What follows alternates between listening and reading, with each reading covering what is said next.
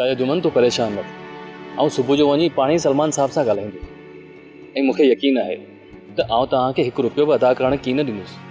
वो की न मञींदा, वॾा खाऊ आहिनि। असां ग़रीब माण्हुनि जे नालनि ते उन्हनि जे बंगलनि जा पेट भरबा। चाचा मूंखे सभु ख़बर आहे ऐं उन्हनि सां ॻाल्हाइण हाणे मुंहिंजो कमु आहे, फिकर न कर। अबा जानिब हाणे आऊं ही खत थी ॾियां पढ़ी ॾे। हाँ चाची आऊं तो आयो ही खत पढ़ण आहियां।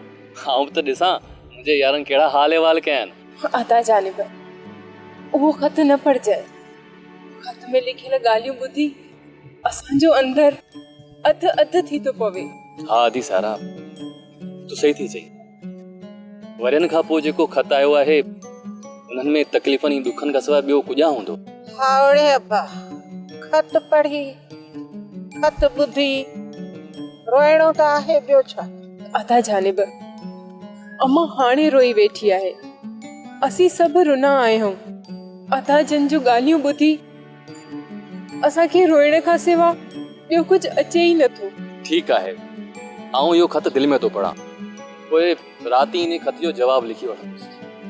मन को उन्हनि ताईं पुॼी वञे। हा अबा ईअं कजे, असीं सभु अणपढ़ी तूं ई का महिरबानी कजे। ए अबा सॼो समूरो खत पढ़ी उन जो जवाबु लिखजाए, पर अबा हिकिड़ी महिरबानी। ओ अबा हुननि खे असांजा ॾुख ग़म न ॿुधाइजाए, इएं न त हू हुते जेल में वेठा रोए। चाची आऊं अहिड़ो चरियो की न आहियां। आऊं ख़ुशि खत लिखंदुसि जंहिंमें रुगो अवां जूं दुआऊं ऐं ख़ुशियूं हूंदियूं, ऐं इहो बि लिखंदुसि त आउं हुते परेशान न थियो।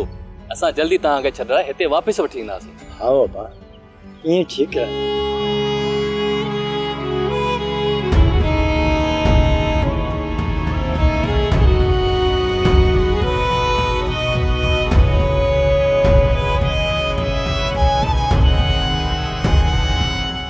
सब्सक्राइब कयो असांजो official YouTube channel Singh TV HD drama ऐं वधीक अपडेट लाइ बेल आइकन खे क्लिक करियो।